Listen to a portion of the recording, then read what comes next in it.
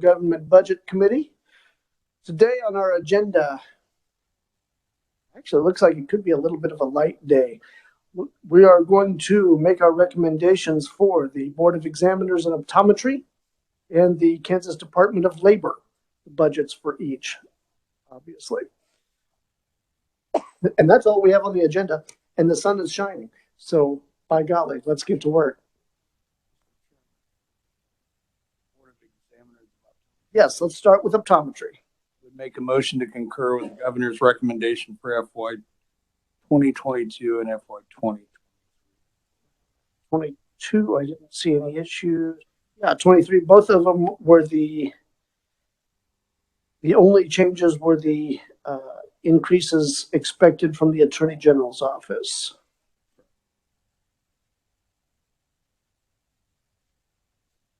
Not yet. All right, seconded by Representative French. Representative Wagner.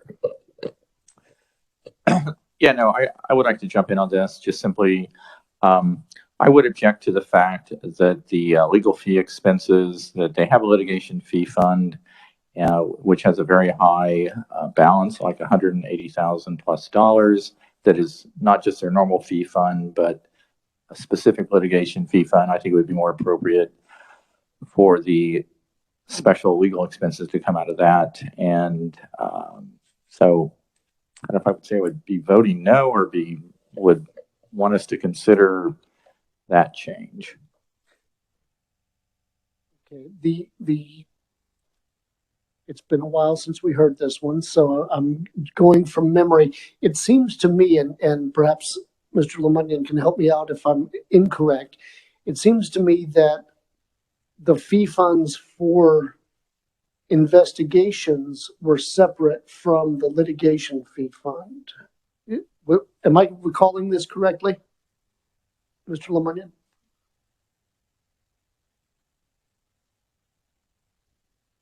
I recall the agencies clarified that they had time to plan money, and those are for actually unforeseen expenses that would occur. That's what they would like to use the litigation fund for.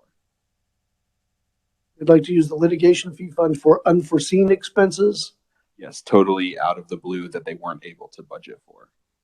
So that's why they're asking for this increase, because they know that these expenses will be coming, so they'd like to reserve the litigation fund for anything else they haven't budgeted for.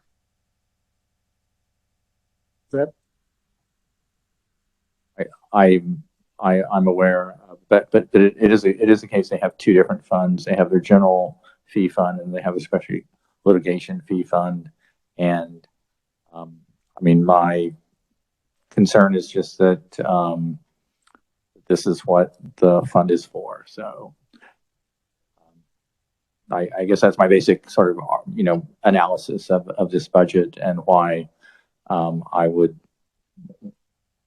be looking for it to be different. certainly free to make an amendment to our report out. Okay, I will make a amendment that the $25,000 that they're requesting not be granted, and that the agency be instructed to take it from their litigation fee fund. Is there a second on that?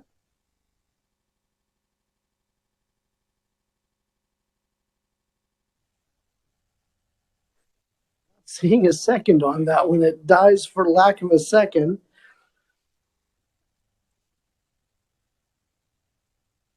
Yes, Representative Burrows. Thank you, Mr. Chairman. I just, this is a fully funded fee fund agency. The litigation fund, if we've seen, we have a rolling average of 10 cases a year. I think that's the average that we've seen moving forward. So while I understand my colleagues' intent, I truly believe that we will see an up from 8, which was uncommonly low, at 14. So I assume that was due to COVID. And I just assume they have the money and not need it, and need it not have. Valid. Agree. Discussion. All right. All those in favor of passing out the governor's recommendation for the Board of Examiners. Funny, I didn't have my glasses on, couldn't read, ironically enough, the Board of Examiners in Optometry. All those in favor of passing out the Board of Examiners in Optometry 2022 and 2023 budgets per the governor's recommendation, say aye. Opposed, say no. Very good. The ayes have it. That will be the report out to appropriations. All right. Let's turn our attention to the Department of Labor.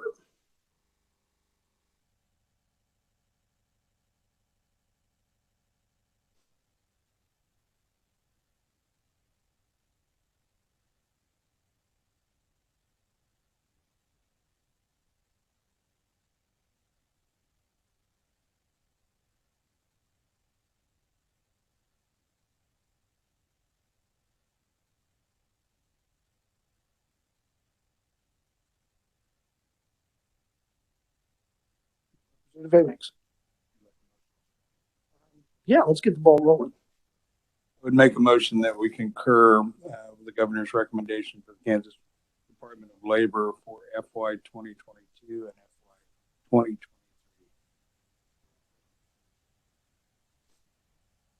Second by Representative Wagner.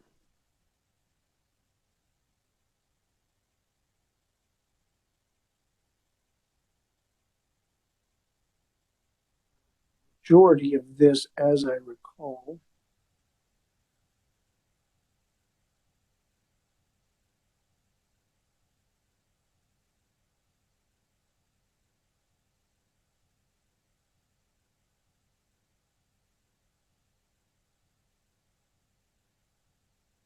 all right, recommendations from the committee. Representative French. Thank you, Mr. Chair. I just like to tell the department I appreciate them sending us a organization chart. That was very helpful for me to try to figure out where all these pieces fit into the overall plan. So just want to say I appreciate that. I would recommend we get that from other departments next year. Try to get that so we can kind of understand how they're organized better. Thank you. Kind of interesting that on the surface it doesn't make any sense at all, but when you look at it in more detail, there is a pattern that develops there that is reasonable.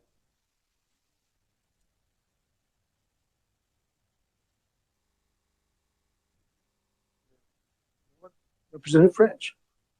Yes, Mr. Chair. I don't know if we talked about the capital improvements that they have projected for 22 and 23.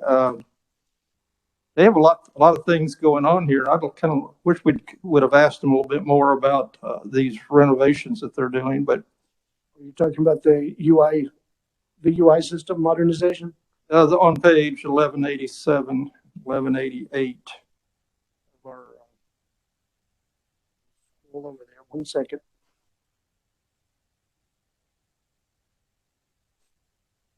I just wish we'd have got a little bit more information about this. I don't have any problem with it. I think it's they're doing a lot of things, and just want to make sure that we had a good understanding of what they have going on and why they're doing certain things. But I don't have any problem with the report.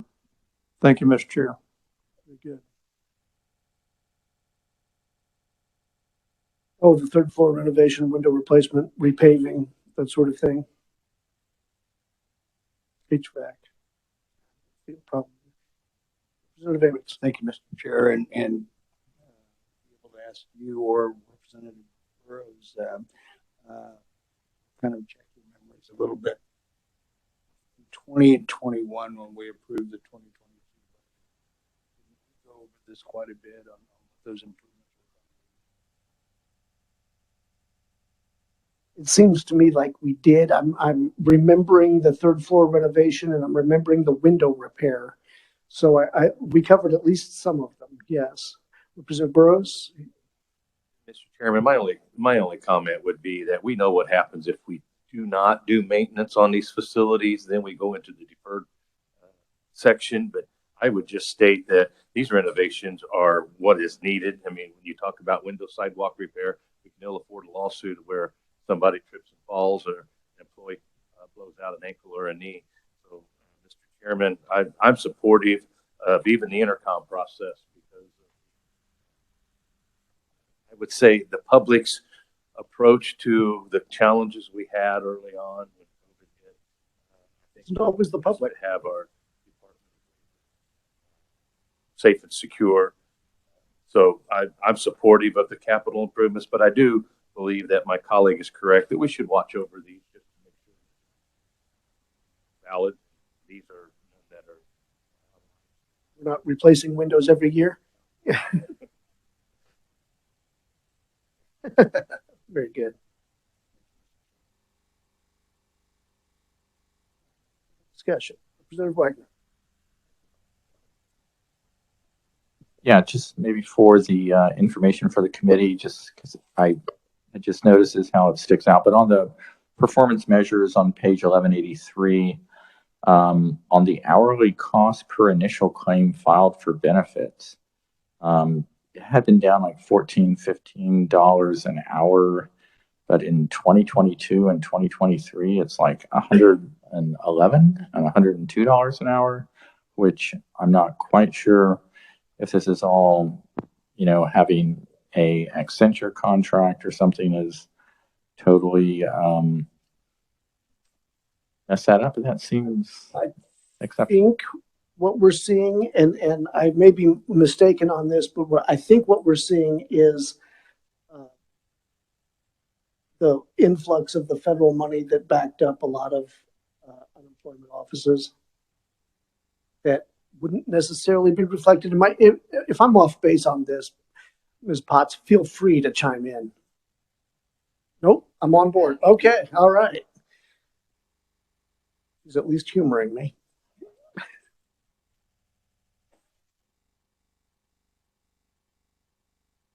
Yeah, I think that's what we're seeing. In 2021 and 22, we're probably well below. Though, it's a massive shift, isn't it?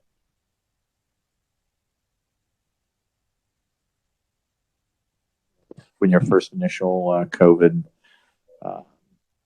unemployment surge hit, but I mean, maybe someone from the department can. Yeah, I think that. we might need to be briefed on that at some point. Probably not right now, but I think that would be something that we need to look into. I hadn't noticed that before, and that is a significant increase there. I think we have a volunteer. Okay. Thank you, Mr. Chair and members of the committee. Peter Brady, Deputy Secretary of the Kansas Department of Labor. So I can speak to that performance measure a little bit, Representative, that's going to explain why it's so skewed and why there's such a drastic shift. When you look at the state fiscal years, you'd have to keep in mind that state fiscal year 21 started July 1st of 2020. So that's still, if you're looking at the pandemic era of unemployment, relatively early in the cycle. The one thing to keep in mind in terms of kind of cost per claim is that as we are today and as we were pre-pandemic, a UI claim would go on for 16 weeks at most. And the average duration of benefits really is more towards 12 or 13 weeks for most claimants. Across the pandemic programs, you had up to 79 available weeks of benefits across 7 different programs. So generally speaking, there's a lot more touches to an individual claim throughout the course of that year and a half period in which we're, for some claimants, 79 weeks of benefits. There's also multiple programs that pay at one time. So many members of the committee might recall we had regular unemployment, but then you got FPUC, which was the additional 600 at one point. Then it was 300 and so on and so forth. And then as the chairman referenced, there's also the fact that we had much more in federal funds coming into the agency to support, out of the 7 programs I mentioned, 6 of them were federally based and federally funded. So for the pandemic era and how drastically different it is than administering normal UI, that metric probably isn't as meaningful as it is outside of the pandemic era. And does that address your question, Representative? Excellent. Thank you, Peter, for helping us out here.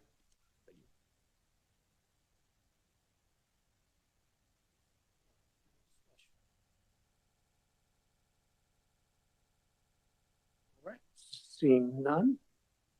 All those in favor of passing out the Department of Labor budget for 22 and 23 per the governor's recommendation, say aye. Opposed, say nay.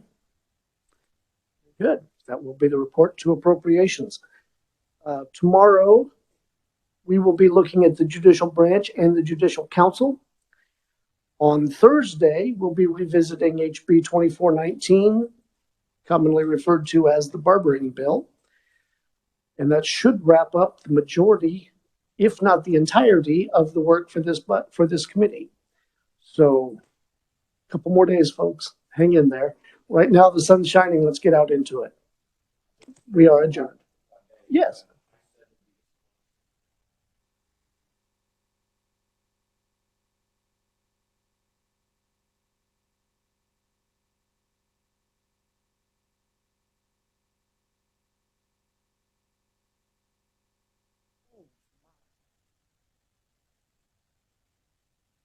That's not the news that I wanted to hear. Back roads today. All right, very good. With that, we are adjourned.